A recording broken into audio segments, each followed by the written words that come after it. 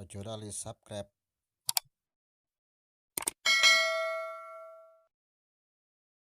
Assalamualaikum warahmatullahi wabarakatuh.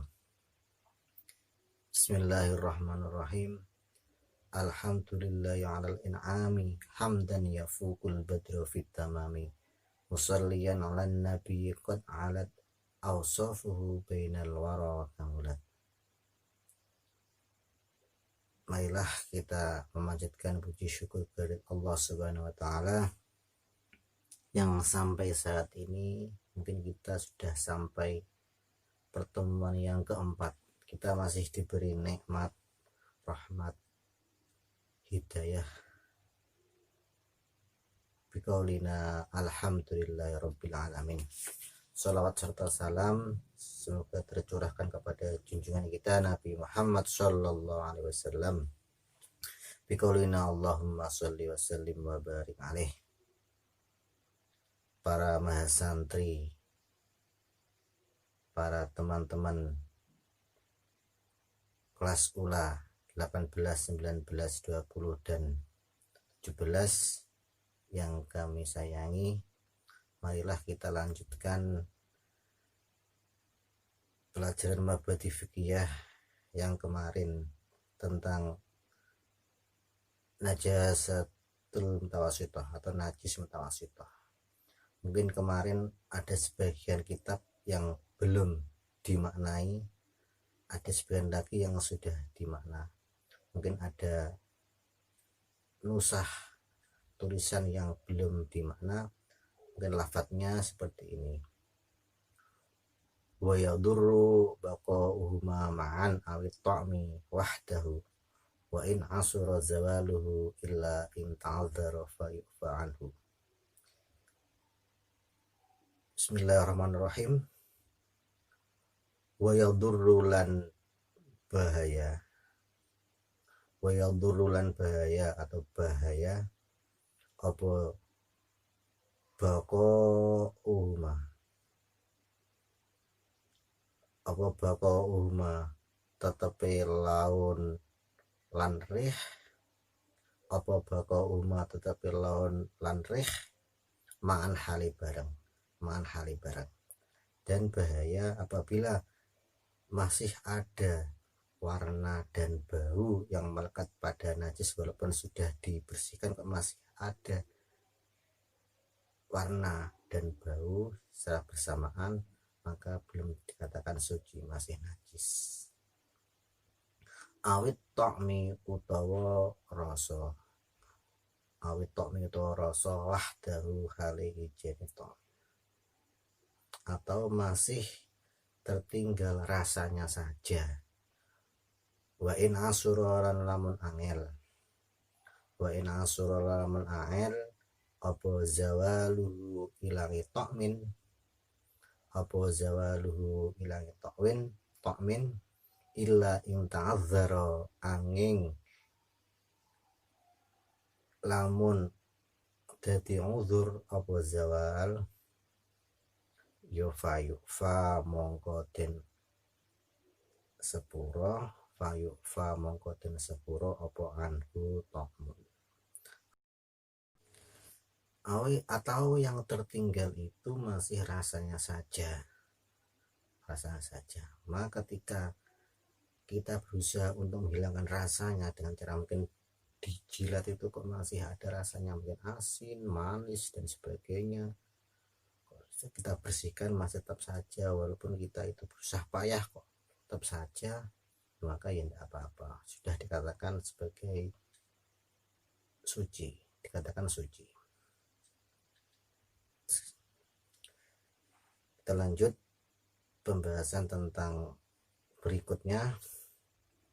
Wa qaulihi lan dawi Rasulullah sallallahu alaihi wasallam, wa qauli lan dawi Rasulullah sallallahu alaihi wasallam lil haidi maring wong kang haid, lil haidi maring wong kang haid,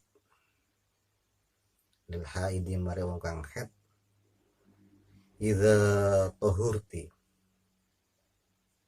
idza tahurti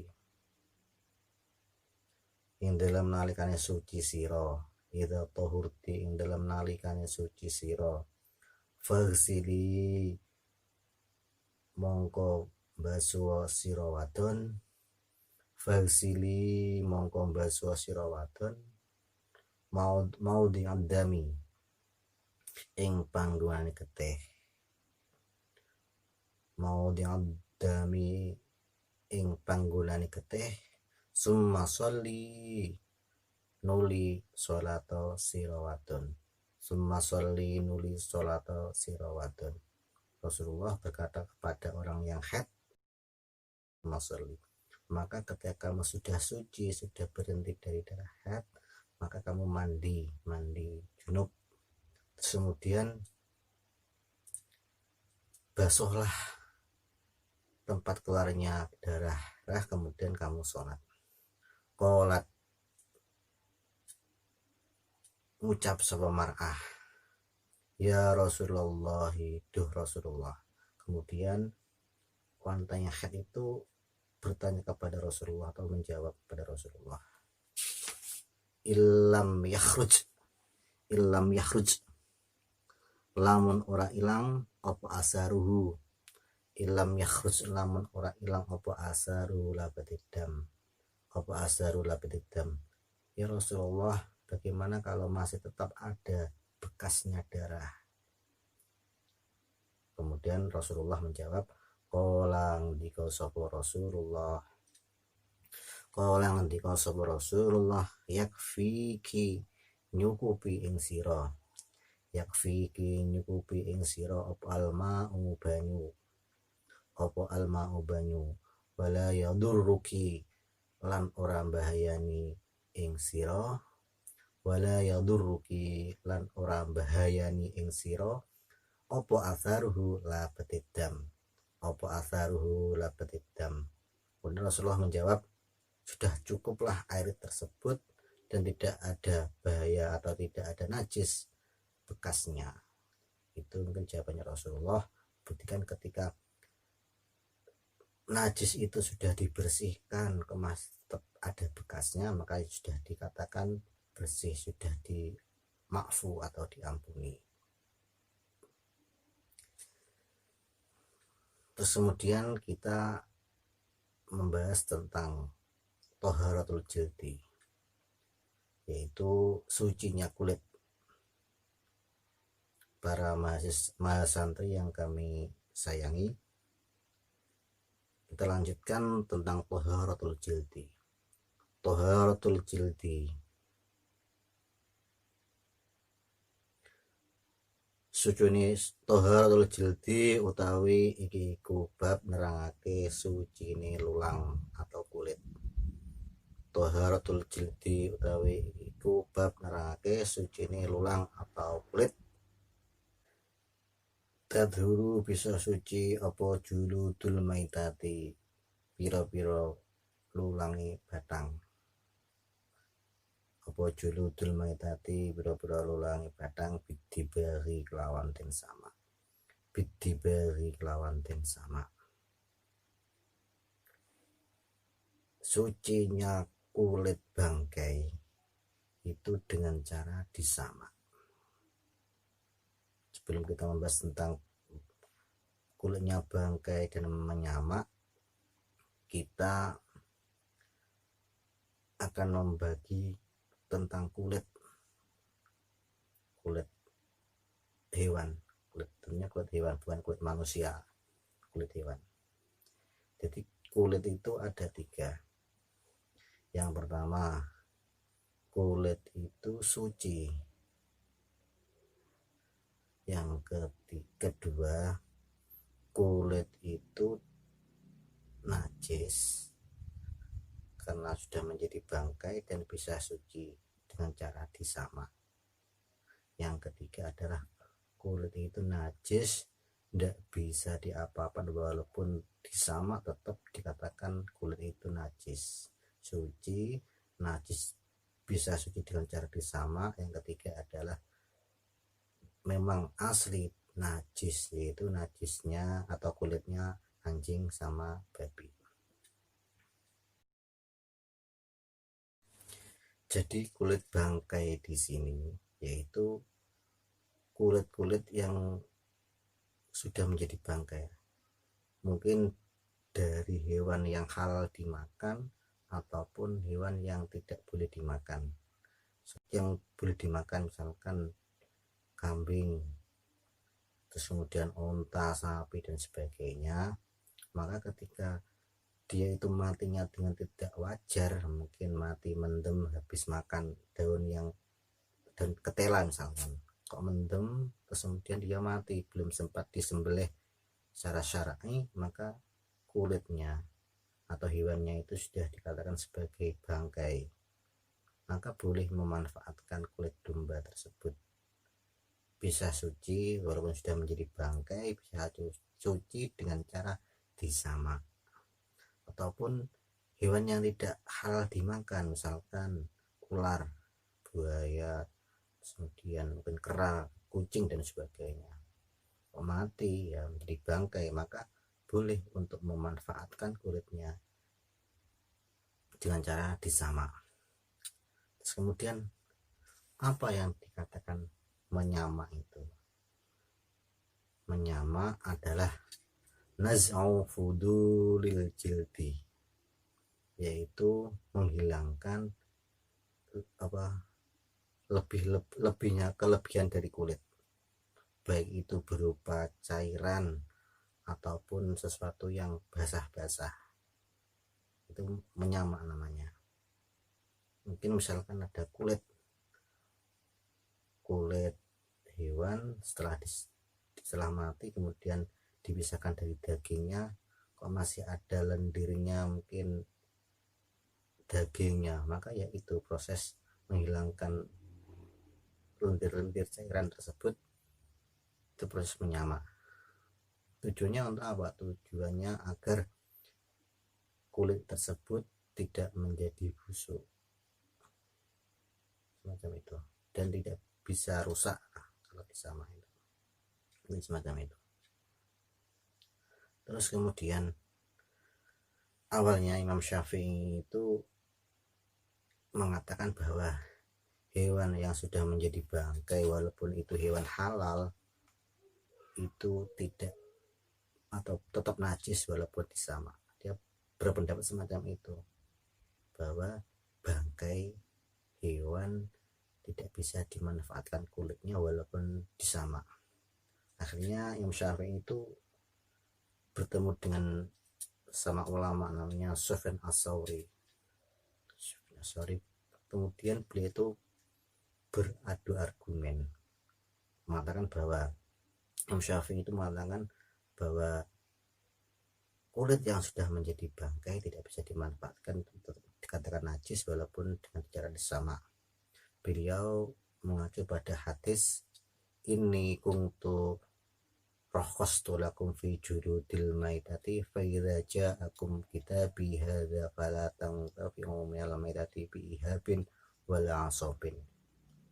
Mungkin artinya semacam ini, sesungguhnya aku telah memberi kemudahan kepada kamu dalam hal kulit bangkai, maka apabila surat ini sampai kepadamu, maka jangan kamu manfaatkan dari kulit bangkai, baik dengan cara disamak atau dengan cara membalut atau dengan membalut.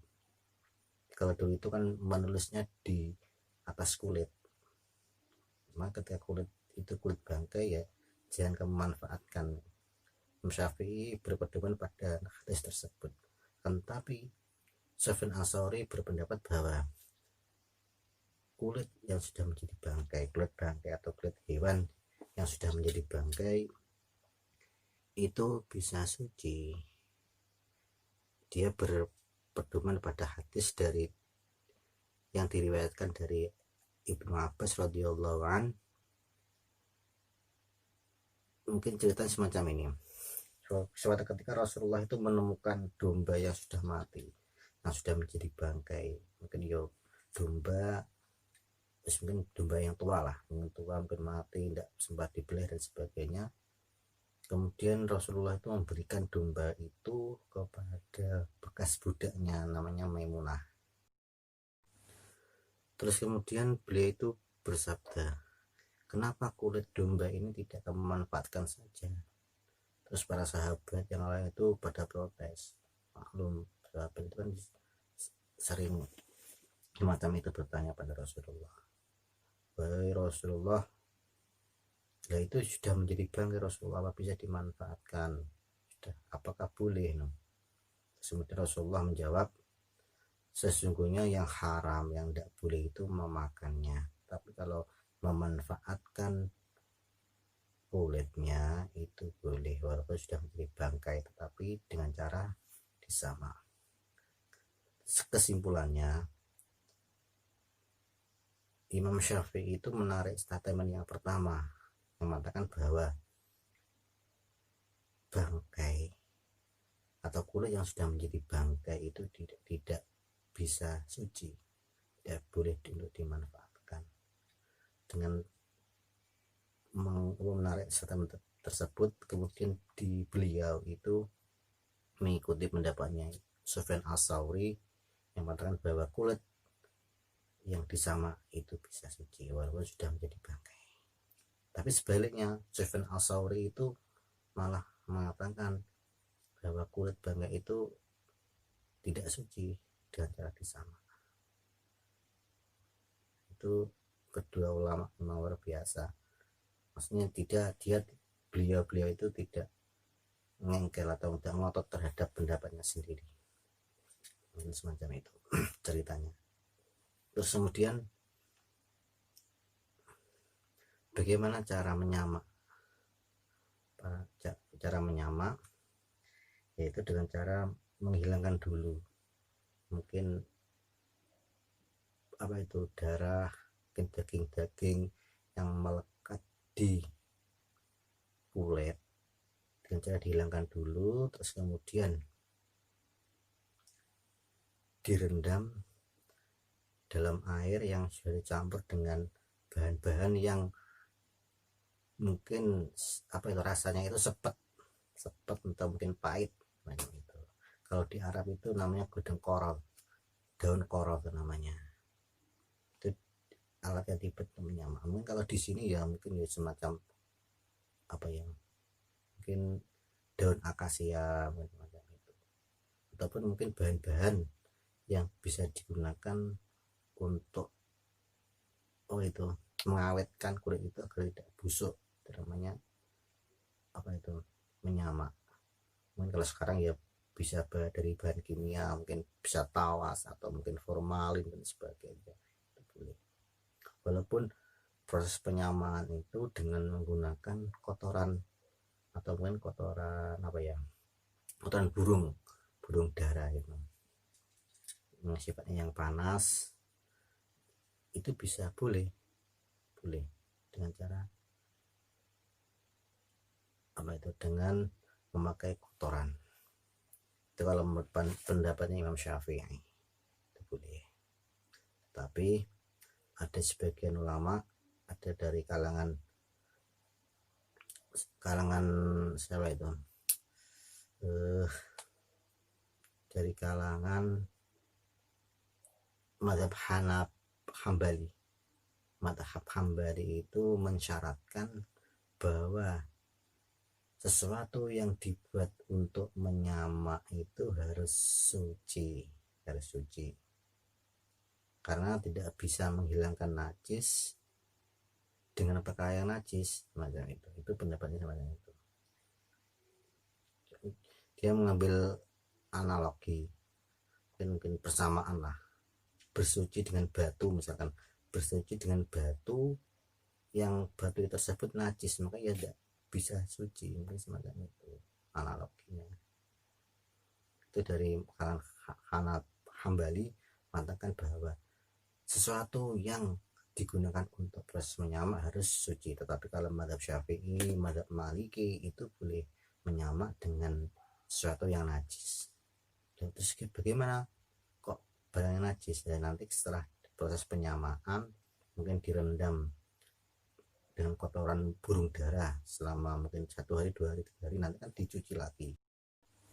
Selanjutnya terkait dengan kulit yang sudah disamak kan sudah menjadi suci, apakah kulit tersebut boleh dimakan?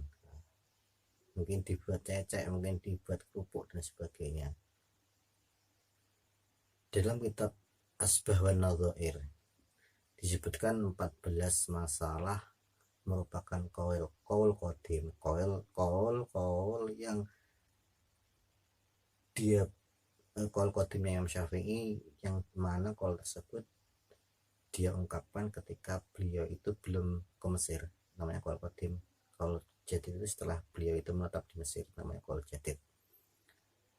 Qaul qadim yang diterapkan pada qaul jadid sampai sekarang yaitu masalah memakan kulit bangkai yang disamak. Makanya ada domba mati kemudian disama, kan sudah suci, bisa digunakan untuk apa dan sebagainya. Nah, boleh enggak untuk dimakan? Mungkin tidak ada panganan kok dimakan, mungkin semacam itu, mungkin geragas lah istilahnya itu. Boleh pun enggak? No? Menurut qaul qadim itu mengatakan bahwa kulit yang sudah disamak, walaupun itu dari hewan yang halal, maka hukumnya haram, tidak boleh. Tapi kalau jadid mengatakan boleh untuk dimakan. Kalau jadid, tapi sudah sudah tidak digunakan kalau tersebut, karena Imam Nawawi itu juga berbeda pendapat, berselisih pendapat tentang kulit yang sudah menjadi bangkai boleh tidak dimakan. Beliau itu berpendapat dengan Imam Rafi'i. Imam Rafi'i itu mengatakan bahwa kulit hewan yang sudah menjadi bangkai dari hewan yang halal untuk dimakan, hewan halal mungkin ya domba, sapi, onta dan sebagainya, disamak kemudian boleh untuk dimakan. Tapi kalau Imam Nawawi tetap mengatakan bahwa kulit bangkai yang disamak itu tetap dihukumi haram, tidak boleh dimakan, walaupun dari hewan yang boleh untuk dimakan. Ketika terjadi perbedaan pendapat antara Imam Rafi'i dan Imam Nawawi, maka yang dimenangkan pendapatnya Imam Nawawi, yang mengatakan bahwa hukum memakan kulit bangkai walaupun dari kulitnya hewan yang halal dimakan, maka tetap dihukumi tidak boleh atau haram.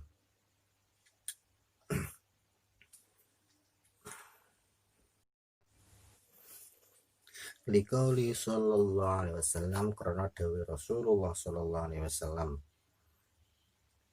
ayyuma ihabin utawi endi-endine lulang, ayyuma ihabin utawi endi-endine lulang iku zubiha den sama apa ihab, iku dubiha den sama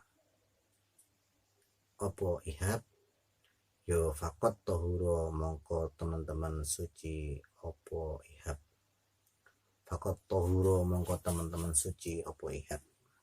Dewi Rasulullah, ayyuma ihabin tubiha fakot tohuro, endi-endine kulit, baik itu kulit hewan yang halal dimakan ataupun haram dimakan, maka bisa suci dengan cara tubiha, disama.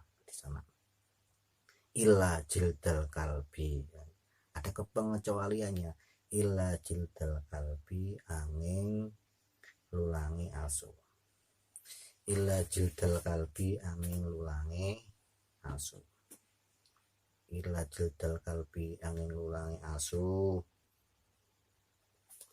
wal khinziri lan celeng, wal khinziri lan celeng, wal khinziri lan celeng, wa malan hayawan, wa malan hayawan, wa malan hayawan, tawallada kang metu apa ma, tawallada kang metu apa ma, tawallada kang metu apa ma, minhuma saking kalab wal khinsir, minhuma saking kalab wal khinsir, minhuma saking kalab wal khinsir, au min ahadihima utawa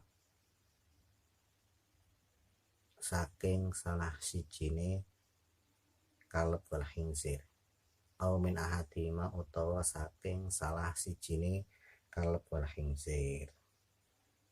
Semua kulit itu bisa suci walaupun sudah menjadi bangkai dan boleh untuk dimanfaatkan pemakaiannya, kecuali kulitnya anjing dan apa itu babi atau celeng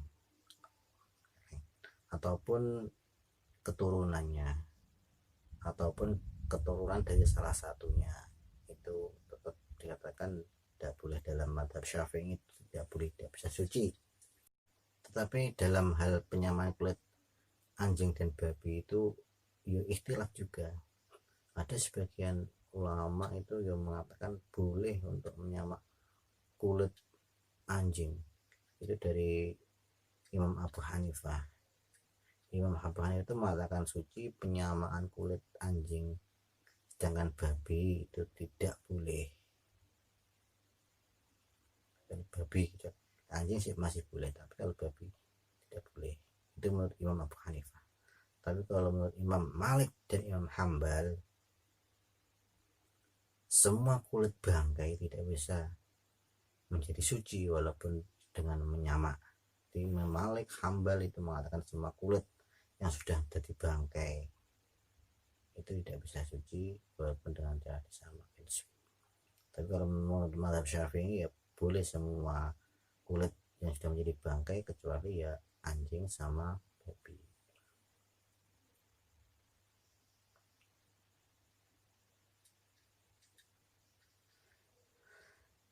Toharatul ardi utawi iki iku bab nerangake sucine bumi atau tanah.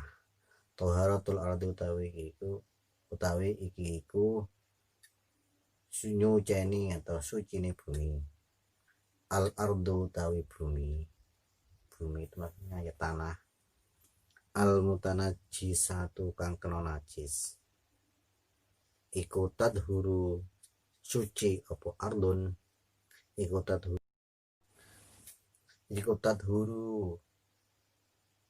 tadhuru bisa suci apa ardun bihom riha kelawan ngrojok ing ardun, bihom riha kelawan ngrojok ing ardun,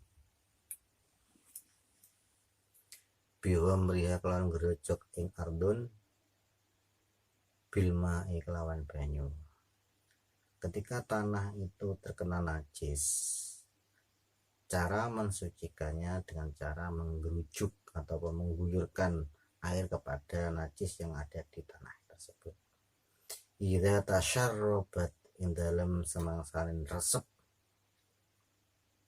idza tasyarrabat ing dalam semangsalin resep apa ardun an najasata ing najis,